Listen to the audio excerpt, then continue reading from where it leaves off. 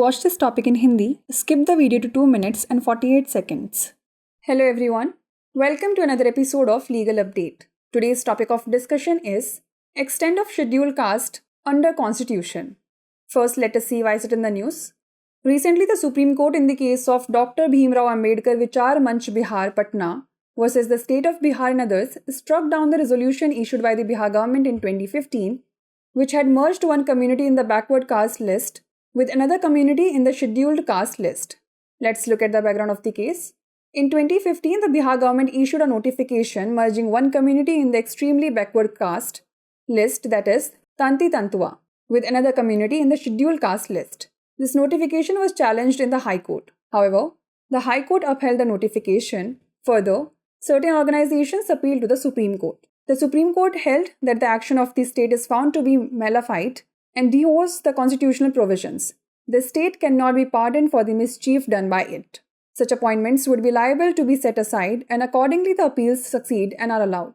The court observation was as follows. The bench comprising Justices Vikram Nath and Prashant Kumar Mishra said that depriving the members of the scheduled caste covered by the list under Article 341 of the Constitution is a serious issue. Any person not deserving and not covered by such list, if extended such benefit for deliberate and mischievous reasons by the state, cannot take away the benefit of the members of the scheduled caste. Let's know more about Article 341 of the Constitution of India. The President can specify which caste, races, or tribes are considered scheduled caste for any state or union territory through a public notification. For states, the same is done after consulting the governor. Parliament can add or remove any group from this list through legislation, but once the President issues a notification, it cannot be changed by another notification without legislative action. Let's now discuss a case law related to it. State of Punjab versus Dalbir Singh 2012.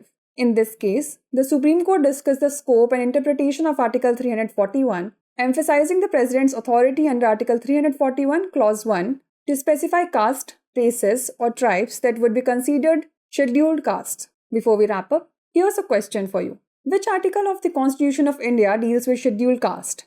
Article 340, Article 341, Article 342, or Article 343? Send the answer to this question in the comment section. Like, share and subscribe for more such content. नमस्कार, legal update programme में आपका स्वागत है। आज हमारी चर्चा का विषय है संविधान के तहत अनुसूचित जातियों का विस्तार। सबसे पहले जान लेते हैं यह चर्चा में क्यों है। हाल ही में सुप्रीम कोर्ट ने डॉक्टर भीमराव अंबेडकर विचार मंच बिहार पटना बनाम बिहार राज्य और अन्य के मामले में बिहार सरकार द्वारा 2015 में जारी किए गए प्रस्ताव को रद्द कर दिया, जिसमें पिछड़ी जातियों की सूची में शामिल एक समुदाय को अनुसूचित जातियों की सूची में शामिल दूसरे समुदाय में मिला दिया गया था। चलिए जान लेते हैं मामले की पृष्ठभूमि। 2015 में बिहार सरकार ने एक अधिसूचना जारी कर अत्यंत पिछड़ी जातियों की सूची में शामिल एक समुदाय तांती तंतुआ को अनुसूचित जातियों की सूची में शामिल दूसरे समुदाय के साथ मिला दिया। इस अधिसूचना को उच्च न्यायालय में चुनौती दी गई, हालांकि उच्च न्यायालय ने अधिसूचना को बरकरार रखा। इसके अलावा कुछ संगठनों ने सर्वोच्च न्यायालय में अपील की। सर्वोच्च न्यायालय ने माना कि राज्य की कार्यवाही दुर्भावनापूर्ण और संवैधानिक प्रावधानों के विरुद्ध है। राज्य द्वारा की गई कृत्य के लिए उसे क्षमा नहीं किया जा सकता।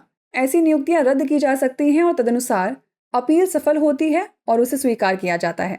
न्यायालय के अवलोकन की बात करें तो न्यायमूर्ति विक्रम नाथ और न्यायमूर्ति प्रशांत कुमार मिश्रा की पीठ ने कहा कि संविधान के अनुच्छेद 341 के तहत अनुसूचित जातियों की सूची में शामिल लोगों को वंचित करना एक गंभीर मुद्दा है। यदि राज्य द्वारा जानबूझकर किसी व्यक्ति को लाभ प्रदान किया जाता है जो इस सूची के अंतर्गत नहीं आता है और वह इसके पात्र नहीं है, तो वह अनुसूचित जातियों के सदस्यों के लाभ को नहीं छीन सकता है। आइए जान लेते हैं भारतीय संविधान के अनुच्छेद 341 के बारे में। राष्ट्रपति एक सार्वजनिक अधिसूचना के माध्यम से निर्दिष्ट कर सकते हैं कि किसी राज्य या केंद्र शासित प्रदेश के लिए कौन सी जातियां, नस्लें या जनजातियां अनुसूचित जातियां मानी जाएंगी। राज्यों के लिए ही कार्य राज्यपाल से परामर्श के बाद किया जाता है। संसद कानून के माध्यम से इस सूची में किसी भी समूह को जोड़ या हटा सकती है, लेकिन एक बार राष्ट्रपति द्वारा अधिसूचना जारी कर दिए जाने के बाद विधायी कार्रवाई के बिना किसी अन्य अधिसूचना द्वारा इसमें परिवर्तन नहीं किया जा सकता। चलिए जान लेते हैं इससे जुड़े एक निर्णय विधि के बारे में। पंजाब राज्य बनाम दलबीर सिंह 2012। इस मामले में सर्वोच्च न्यायालय ने अनुच्छेद 341 के दायरे और व्याख्या पर चर्चा की और अनुच्छेद 341 खंड 1 के तहत राष्ट्रपति के अधिकार पर जोर दिया है कि वह उन जातियों, नस्लों या जनजातियों को निर्दिष्ट कर सकता है जिन्हें अनुसूचित जाति माना जाएगा। आइए अब नोट कर लेते हैं अभ्यास प्रश्न।